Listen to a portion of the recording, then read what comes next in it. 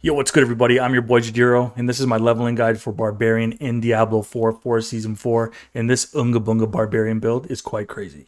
Now, first things first, let's talk about the three main aspects that you want for Barbarian to make this build really come together. And the first aspect we're going to talk about here is the Dust Devils aspect. This allows our core ability Whirlwind to leave behind Dust Devils to do additional damage. And we're going to put the Dust Devil aspect on our ring piece. The second aspect we're going to talk about here is the aspect of Fierce Winds. And the aspect of Fierce Winds allows our shouts to create Dust Devils as well. And in addition, it increases the size of our Dust Devils. And based on the size of our Dust Devils, it increases the damage. Crazy. And we're going to put the aspect of the Fierce Winds on our two-handed weapon to get the maximum potency for this aspect. And the last aspect I want to talk about here is the Devilish aspect. And the Devilish aspect allows us to create 2 Dust Devils after generating 100 Fury. And we're going to put the Devilish aspect on our one-handed weapon. And as for the defensive aspect, we're going to the Juggernaut's aspect, and we're putting this on our pants. And the Juggernaut's aspect increases our armor, and our armor reduces the damage we take. Now guys, what's crazy about this Unga Bunga Barbarian build is that we could totally switch out the Whirlwind aspect and swap in the Double Swing aspect. And the Double Swing aspect is called the Wind Lashers aspect. And this allows us to create Dust Devils with Double Swing. Now all you have to simply do is swap out the Dust Devils aspect for the Wind Lashers aspect on your ring piece. Now I'm going to do my very best to showcase both of these builds in this video. Well, that does it for all the aspects that you're going to want for this leveling guide. Let's move on to the primary and secondary skills next. Alright guys, here we are for the primary skills, and for our basic ability, we're going L Strike, and we're simply only investing 1 more point into L Strike. Now moving down to our core ability, yes of course, we're going Whirlwind, and we're going the version of Whirlwind that applies a bleed effect. Now moving down the tree to our defensive skills, we're going Rallying Cry, and we're getting that unstoppable proc with Rallying Cry, and then we're going to go the version of Rallying Cry that increases the amount of resource we generate.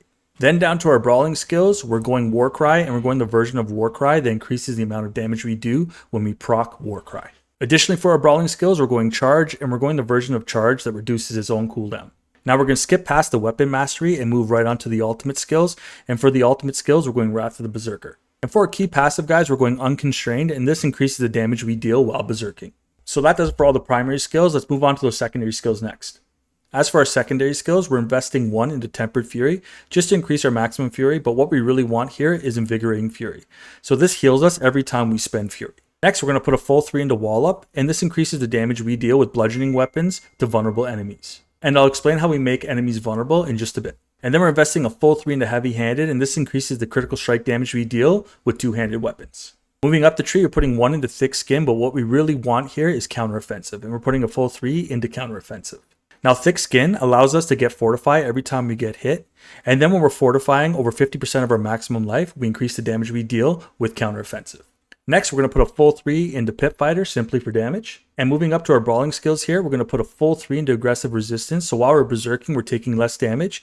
And then we're going to put a full 3 into Prolific Fury. So while we're berserking, our Fury regeneration is increased. And then we're putting a full 3 into Swiftness simply for movement speed. And a full 3 into Booming Voice to increase the duration of our shout skills. Now moving up to our defensive skills, we're simply putting 1 into Outburst, and we're simply putting 1 into Tough as Nails. So we're going to put 1 into Outburst to simply give us Thorns damage, and then we're going to put 1 into Tough as Nails to increase that Thorns damage by applying Bleed with Thorns. Then we're putting a full 3 into Imposing Presence to increase our maximum life, and then we're putting a full 3 into Martial Vigor to reduce the damage we take from elites. And finally guys, moving up to our core skills here, we're putting 3 into Pressure Point, and this is how we apply Vulnerable with our core skill, Whirlwind. And guys, if you simply just want the shortcut to this build, I posted this build over on Mobalytics, and this will be live as soon as I post the video. And you guys will be able to see the skill tree over here, and you can also switch to the leveling path so you can see every point I spent per level. Also, I posted the PARAGON board all the way up into level 60, and you can see how I invest the points there. You can also see the skill tree for the double swing version of this build and how I invested skill points there. And guys, what I do for the double swing version of this build is I take 3 out of Invigorating Fury and 1 out of Tempered Fury. And then I take the 3 out of the Whirlwind that I invested here, and then I invest 5 into Double Swing, and then I go the version of Double Swing that increases the duration of berserking by an additional 2 seconds. So guys, that does it for the primary, secondary skills, and the Mobalytics plug. Let's go over to the PARAGON board next. So as for the PARAGON board here, guys, as you can see, I carved the pathway to the socket, and I go to the second board, and the second board that I'm going here is the Warbringer board. As for the sockets, I would have went Exploit if I had it, but I do not have it yet, so as a backup right now, I'm going Wrath. And this will help me generate additional Fury while I'm spinning around in Whirlwind. And as for the second board, the glyph socket that I'm going is Twister. And guys, the reason I went the Twister glyph socket is because this build doesn't do its damage around Double Swing or Whirlwind. All the damage is coming from those Dust Devils. So I highly recommend you invest into Twister, and those Dust Devils will do crazy damage. And what you want to do is get the max amount of strength so you get the additional bonus. And then if you have extra points, start to work your way to the legendary node, Warbringer. And this will allow you, for every 75 Fury you spend, you gain 15% of your maximum life as fortified. And again, guys, you can go check out Mobalytics if you want to see how I laid out the Paragon board there. So that does it for the Paragon board, guys. Let's go over the Barbarian Expertise next. And guys, simply for the Barbarian Expertise, we're going to go the Two-Handed Axe Expertise. And the Two-Handed Axe Expertise simply increases the damage we deal to vulnerable enemies. Guys, one thing I wanted to mention real quick for this unique, you will achieve this unique when you're doing the seasonal journey with the Iron Wolf.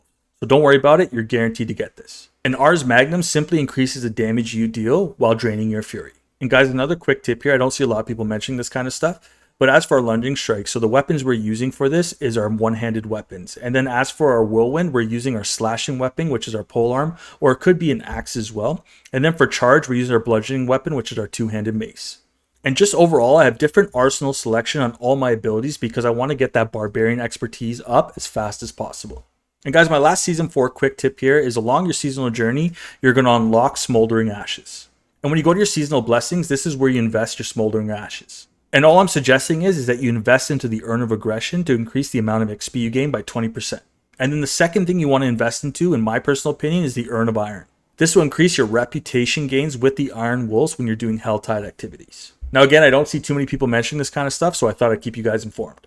And guys, of course, how can I forget but to mention this? Don't forget to use your potions. Even if it's a small potion or a basic potion, you're simply just getting experience gained increased by 8% or 5% every time you use a potion. So it doesn't matter what the potion is, just use it. Alright guys, that does it for all my Season 4 quick tips. Let's move on to the fastest way to level in Season 4 next.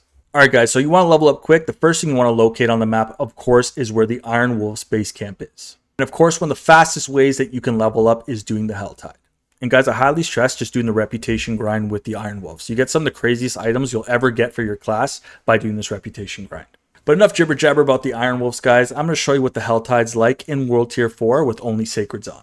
Alright guys, here we are, World Tier 4. So the monster level in World Tier 4 is level 78. I'm level 61 and I have all Sacreds on. So what I'm going to do is I'm going to activate the Blood Maiden. Now the Blood Maiden is the best way to level up, get XP, get the Aberrant Cinders to open up the chests.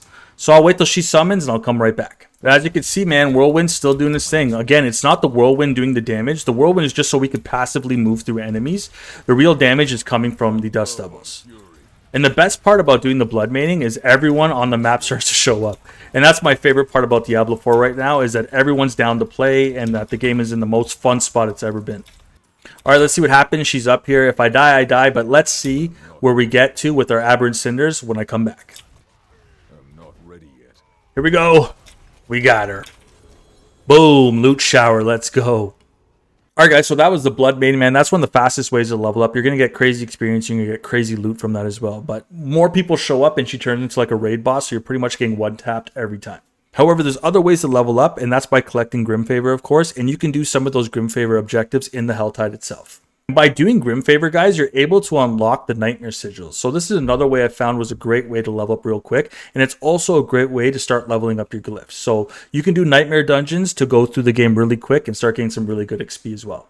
But guys, that does it for the best way to level up quick and the World Tier 4 Helltide experience with Sacreds on. What kind of guide would this be if I didn't do some wave clear and some single target damage next? So we're going to head over to the Dopamine Tunnels and we're going to do exactly that. Alright guys, here we are in the Dopamine Tunnels, and as you can see, I have all Sacred armor on, and this is World Tier 4. So I'm going to demonstrate some Wave Clear next. Alright, here we go. Some Lunging Strikes and some Whirlwind, some Spin to Win. Fury's running out, we're just going to charge, Lunging Strike, Spin to Win. Those Dust Devils do work. And here we go again, some Lunging Strikes to start the party off, some Whirlwind. Let's go. Easy peasy. Alright guys, here we are at the boss of the Dopamine Tunnels, and I'm about to show you guys some single target damage. So we're going to charge in, pop our shouts and our berserking, and just spin to win. And good night. Easy peasy.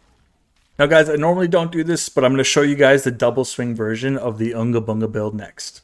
And I'll give you both wave clear and single target damage. Okay, here we go for some wave clear here. It's going to lunging strike.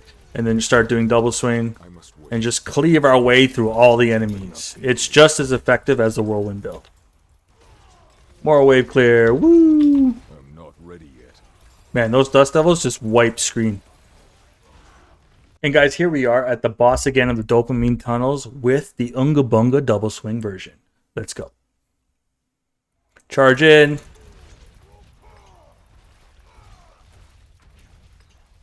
And double swing away. Easy money. Alright guys, you saw both versions of my Unga Bunga build, the Whirlwind and the Double Swing version. Now I believe the Whirlwind version is better for leveling up and moving through the game a lot faster to get through to level 100. However, I do agree that the Double Swing version will reign superior in the end game because it does more single target damage. With all that aside, let's go over the build summary next. As for all the aspects guys, I will chapter it in the video. You can go back and watch it there.